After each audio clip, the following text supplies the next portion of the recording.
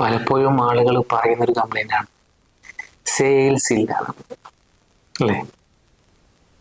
എന്താണ് sales? Sales ആണ് ഒരു കച്ചവടത്തിൻ്റെ ബാക്ക് ബോൺ.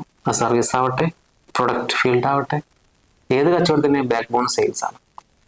നമ്മൾ നല്ല പ്രൊഡക്റ്റ് നമ്മൾ കയ്യിലുണ്ടാവും, പക്ഷെ വിൽക്കാൻ അറിയില്ല, എന്ത് ചെയ്യും? നമ്മൾ വെക്കുന്ന ആൾക്കാർക്ക് വിൽക്കാൻ അറിയില്ല, എന്ത് ചെയ്യും? നമുക്ക് നല്ല കുറെ സർവീസ് കാര്യങ്ങൾ ഉണ്ടാവും പ്രൊവൈഡ് ചെയ്യാൻ, പക്ഷെ ആ സർവീസ് വിൽക്കാൻ അറിയില്ല, എന്ത് ചെയ്യും? ഇപ്പൊ സെയിൽസ് എന്നുള്ളത് ഒരു കച്ചവടത്തിന്റെ ബാക്ക് ബോൺ ആണെന്ന് ഈ പറയുന്ന എനിക്കും നിങ്ങൾക്കും അറിയാം.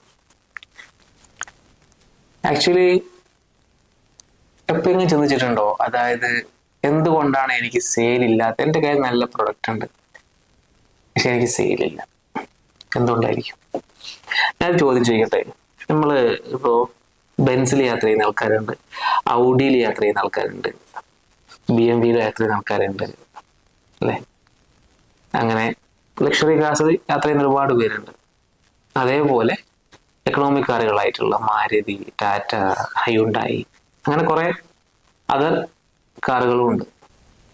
നിങ്ങൾ ഈ രണ്ട് ഷോറൂമിലും പോവാം. ബെൻസിലും ഔഡിയിലും BM അങ്ങനെയുള്ള ഷോറൂമിൽ പോയിട്ട് അവിടുന്ന് കിട്ടുന്ന ഒരു എക്സ്പീരിയൻസ് ആണോ നിങ്ങൾക്ക് മറ്റുള്ള ഷോറൂമിൽ പോയി കിട്ടുക? എന്തുകൊണ്ടായിരിക്കും? അവരെ വെച്ചിരിക്കുന്നത്, അവർ സ്കെയിൽ ചെയ്ത് വെച്ചിരിക്കുന്നത് ആ ഒരു ലക്ഷറി സെഗ്മെന്റിലാണ്. അപ്പോൾ നമ്മുടെ പ്രൊഡക്റ്റ്, നമ്മളുടെ ടാർഗറ്റ് ഓഡിയൻസ് എവിടെയാണോ ഉള്ളത് അവിടെ കൊണ്ടുപോയി വെക്കണം.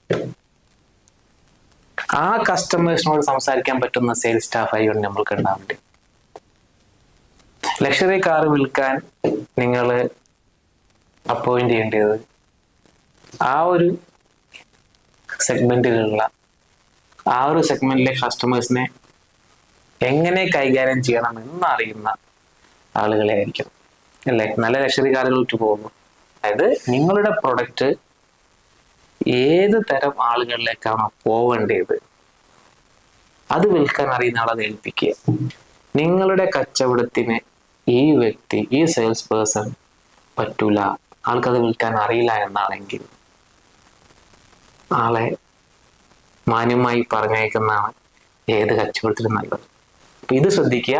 നിങ്ങളുടെ പ്രൊഡക്റ്റ് ആവട്ടെ, സർവീസ് ആവട്ടെ, എന്താവട്ടെ, അത് വിൽക്കാൻ ഏൽപ്പിക്കുന്ന ആളുകൾ അതിന് കപ്പാസിറ്റി ഉള്ള ആളായിരിക്കണം, അതിനെപ്പറ്റി അറിയുന്ന ആളായിരിക്കണം, അത് വിശ്വസിച്ചിട്ട് വിൽക്കുന്ന ആളായിരിക്കും. Thank you.